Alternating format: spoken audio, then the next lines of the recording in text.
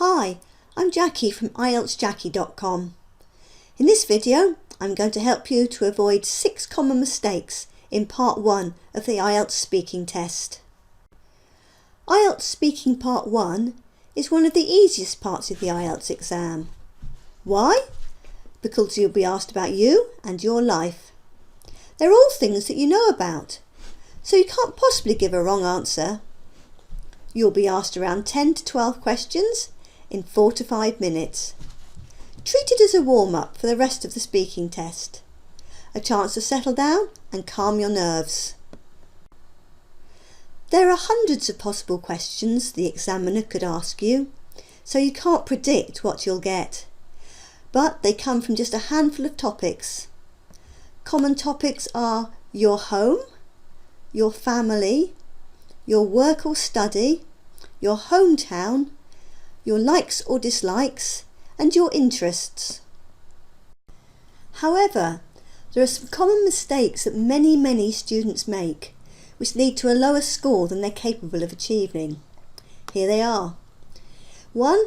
Giving very short answers. 2. Giving very long answers. 3. Memorising answers. 4. Overthinking answers. 5. Freezing if they get unusual questions. And 6. Not answering the question. I'm going to go through them one by one to show you how to avoid making them yourself. Number 1. Don't give very short answers.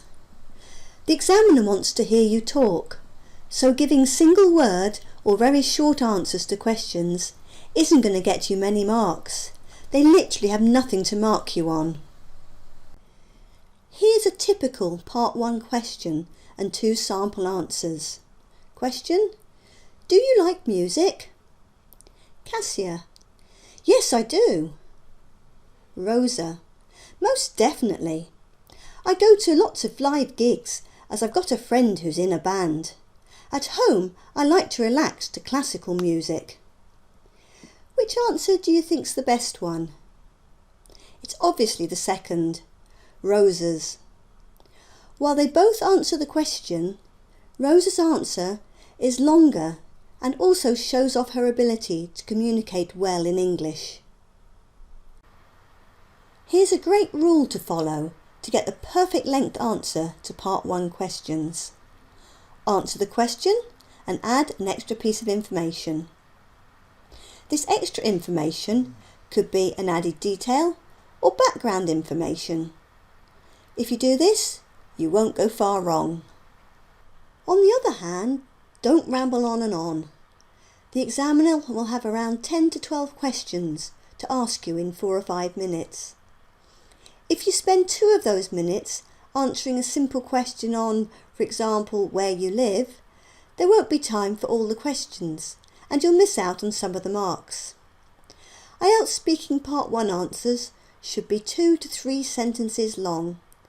Just follow the rule I've given you, answer the question and add an extra piece of information. Never memorise answers.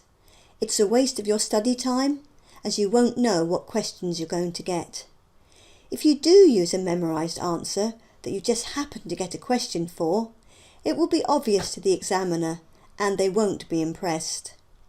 Your speech won't be as fluent as when giving a spontaneous answer, and fluency and coherence carry 25% of the marks, so you could actually lose marks. This is a test of your spoken language, not your memory. Have confidence in your skills and let your answers flow naturally. Your fluency will also suffer if you overthink your answers. The examiner isn't trying to discover how intelligent you are or whether you can devise clever answers. They just want to hear you speak. Answer their questions using appropriate language and they'll be happy. I did say at the start that the topics for part 1 are easy as they're about you and your life. But sometimes the examiner will ask an unusual, random question such as, what do you think of robots? This can really throw candidates. These types of questions seem so strange that they can stop people in their tracks. They either stumble and stutter over their words, or freeze if they can't think what to say. It's important that you know what to do if this happens to you. Firstly, it doesn't matter what you say, as long as you say something. Secondly, it's fine to say that the subject is something you've never thought about. This will give you a few extra seconds to think. Then just give the best answer you can come up with. So with our robot question, you might come up with an answer like, "They aren't something I've ever thought much about, but it would be great to have one that did the housework and cooked dinner occasionally." The main thing is not to panic if an unusual question comes up. Our final mistake is not answering the question. This might seem too obvious to mention, but you'd be amazed at how many candidates concentrate so hard on trying to create the perfect high-level answer that they don't actually answer the question. This results in lost marks. Here's another question with 2 sample answers. Which do you think is the best answer? Question: how long have you been learning English? Tarek: I began studying English at school when I was just 6 years old, and I've been working on my language skills ever since. I'm 27 now, so I've been an English student for 21 years. Hassan: I've wanted to learn English since I was very young. Luckily, I had a good teacher at school who made the lessons really interesting. I enjoyed English so much that I decided to keep learning when I left. Tarek gives the best answer. He answers the question and shows good language skills and paraphrases the question well.